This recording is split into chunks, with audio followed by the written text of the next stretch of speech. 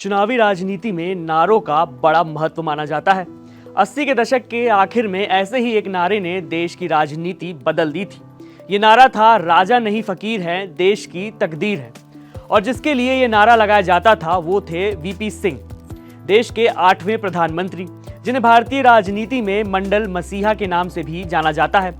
उन्हीं वीपी सिंह की पुण्यतिथि के मौके पर साउथ में कुछ ऐसा हुआ जिसने दक्षिण से उत्तर तक सियासी अटकलों को हवा दे दी है। दरअसल चेन्नई में वीपी सिंह की प्रतिमा का अनावरण किया गया। चेन्नई के प्रेसिडेंसी कॉलेज कैंपस में वीपी सिंह की प्रतिमा बनवाई गई।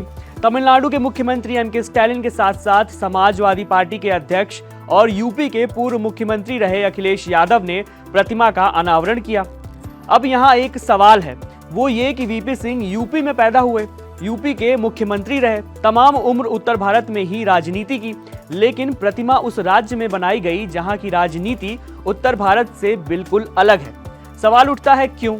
लोग सवाल पूछ रहे हैं। दरअसल चेन्नई में वीपी सिंह की प्रतिमा के अनावरण के पीछे मकसद क्या है? क्या 2024 के मंडल बनाम कमंडल बनाने की पूरी तैयारी हो चुकी है, या फिर स्टैलिन तमिलनाडु से आगे राष्ट्रीय राजनीति में पैठ बनाना चाहते हैं? इसके जवाब को समझने के लिए एक साथ कई कारणों पर नजर डालना चाहिए। सबसे पहले इंडिया गठबंधन की ओबीसी राजनीति।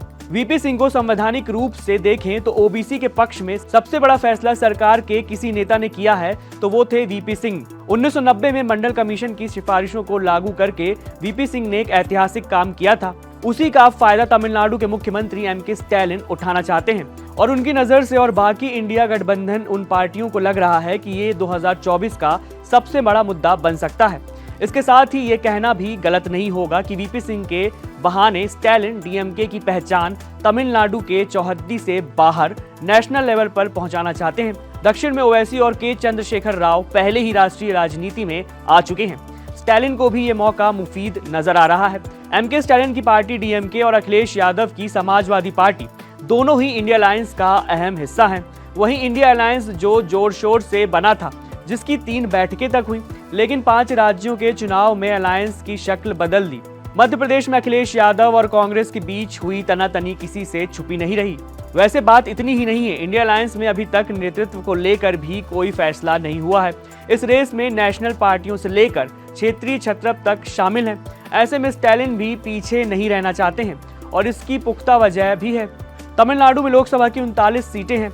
लोकसभा की 39 में से 38 सीटों पर डीएमके अलायंस का कब्जा है। इंडिया अलायंस में कांग्रेस के बाद डीएमके ही सबसे ज्यादा सीटों वाली पार्टी है, लेकिन अखिलेश यादव और स्टैलिन के साथ आने से इंडिया गठबंधन को और टेंशन हो सकती है। इंडिया अलायंस में कुल 26 पार्टियां हैं, लेकिन वीपी सिंह की प्रतिमा अनावरण के मौके पर सिर्फ अखिलेश यादव को बुलाया गया। इसका मकसद क्या हो सकता है? जानकारों से समझिए। जो भी हो, चेन्नई में लगी वीपी सिंह की प्रतिमा के 2 फायदे डीएमके को हो सकते हैं। पहला, राष्ट्रीय राजनीति में आने का क्लियर मैसेज दिया जा सके, और दूसरा ये कि पार्टी का जो सपोर्ट बेस है उसे कंसोलिडेट किया जा सके।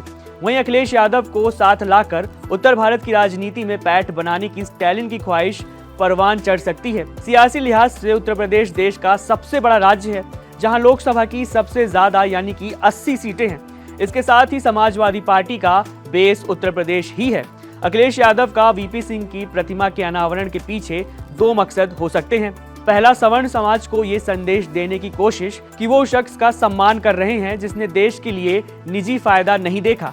दूसरा ये कि सामाजिक न्याय की जिस लड़ाई का आगाज वीपी सिंह ने किया था, उसे आगे बढ़ाने में वो कोई कोर कसर नहीं छोड़ने वाले हैं। जातीय जनगणना इंडिया अलायंस का मुख्य मुद्दा है। समाजवादी पार्टी और डीएमके भी इसे लेकर मुखर रहे हैं। इसलिए चेन्नई में वीपी सिंह की प्रतिमा का अनावरण को सियासी फसल काटने के नजरिए से देखा जा रहा है। इसे ग्राफिक्स के जरिए समझते हैं। 50% से ज्यादा आबादी वाले राज्य में लोकसभा की 250 से अधिक सीटें हैं। देश भर में 400 से ज्यादा सीटों पर ओबीसी समाज का असर है। तमिलनाडु की बात करें तो 70% से ज्यादा ओबीसी आबादी है। राज्य में ओबीसी समाज के तहत 252 उपजातियां आती हैं। वहीं यूपी में करीब 42 से 43% आबादी ओबीसी समाज की है। लोकसभा की 50 से ज्यादा सीटों पर ओबीसी वोटर विनिंग फैक्टर है। यूपी में ओबीसी समाज में सबसे ज्यादा आबादी यादव समाज की है, जिसे समाजवादी पार्टी का कोर वोटर भी माना जाता है। देश में ओबीसी एक बड़ा वोट बैंक भी है। साफ है कि दिल्ली की सत्ता का रास्ता ओबीसी वोटों से होकर जाता है।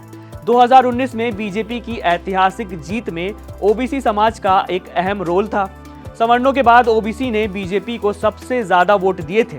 अखिलेश को साथ लाकर स्टैलिन बीजेपी की इसी रणनीति का काट खोज रहे हैं। इसमें कितनी कामयाबी मिलती है ये तो वक्त ही बताएगा, लेकिन चेन्नई में स्टैलिन और अखिलेश यादव ने 24 की चुनावी रणनीति में नए समीकरण बनाने को लेकर इशारा तो दे ही दिया है। अगर आपको ये वीडियो पसंद आया हो तो चैनल को सब्सक्राइब करना बिल्कुल न भूलें।